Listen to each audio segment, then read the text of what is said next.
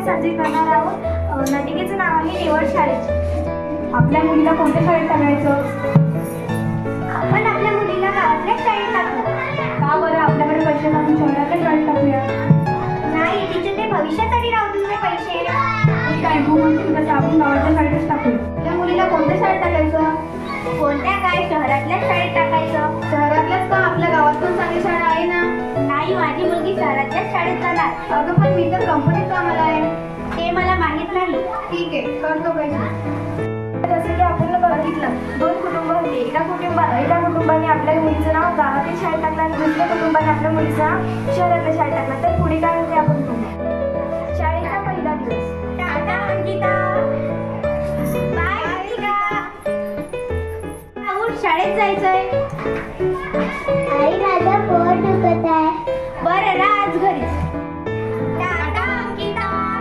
ऋतिका पटपट आवर, अंकल आले. अगं अंकल तर चालले पण गेले. आता मी जायचे. हो राम. मला माहेरी जायचंय 4-5 दिवसासाठी. अगं आई मी पण येते. हो चल. ठीक आहे, जा. तू काय म्हणता? काय तुम्ही 4-5 दिवस येणार नाही? अहो पण माझ्या मुलीची शाळा पडते ना. ठीक आहे, बघतो मी. गाडीवाल्याचा फोन आला होता. ते 4-5 दिवस येणार नाही आणि माझी सकाळ शिप आहे म्हणून तू हिला सोडून दे शाळेत. मी कधी जाणार? माझ्याकडे गाडी नाही. राहू दे मग. प्लस मला 4-5 दिवस सुट्टी. अशा पद्धतीने ऋतिकाची गैरहजेरी खूप होऊ लागली आणि अंकिता रोज नियमित शाळेत जाऊ लागली. ऋतिकाचा अभ्यास कसा चालू आहे? ती अभ्यासात खूप हुशार आहे. ती शहरातल्या शाळेत आहे ना. अंकिताचा अभ्यास कसा चालू आहे? अंकिता पण खूप हुशार आहे. ती गावातल्या शाळेत जिल्हा परिषद शाळेत आहे.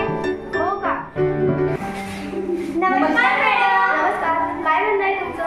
अंकिताचा अभ्यास कसा चालू आहे? अंकिता खूप मस्त अभ्यास करते. तिला लिहिता वाचता येते की नाही? हो, तिचं अक्षर पण खूप छान आहे. वाचता पण चांगलं येते. तिला ट्युशन लावायची गरज आहे का? नाही, तिला ट्युशन लावायची काहीच गरज नाही आहे. ठीक आहे, धन्यवाद.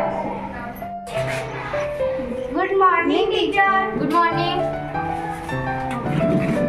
तुम्हाला किती वेळा शाळेत बोलवलं होतं पण तुम्ही आले का नाही? माझी सकाळची शिप असते. आई का नाही आली? मी एकटी कशी येणार? तुमची मुलगी अभ्यासात खूप मागे पडली. तिला ट्युशन लावावी लागेल. पण मी तर कंपनीत कामाला आहे. माझ्याकडे पैसे नाही. That not my problem. लावावीच लागणार.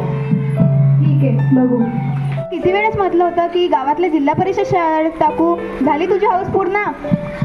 आता दुसरीत आपण जिल्हा परिषद मध्येच टाकू. हा, अभ्यासात कमी पडलं की गावातल्या शाळेत. हो, चुकलं माझं, सॉरी. जसं की तुम्ही आता पाहिलं, शाळा शहरातली असो या गावातली, शाळेत दोन्हीकडे शिक्षण चांगलेच मिळते. जर शाळा गावातली, तुम्ही ग्रामीण भागात राहत असाल तर शाळा गावातली असली तरी तुमची मुलगी रोज शाळेत जाऊ शकते. आणि आता जो तिच्या शिक्षणासाठी लागणारा खर्च आहे तो तुम्ही तिच्यासाठी भविष्यात वापरू शकता. तुमच्या मुलांची नावही जवळ जिल्हा परिषद शाळेत टाका. जिल्हा परिषद शाळेतली मुलंही खूप पुढे जातात.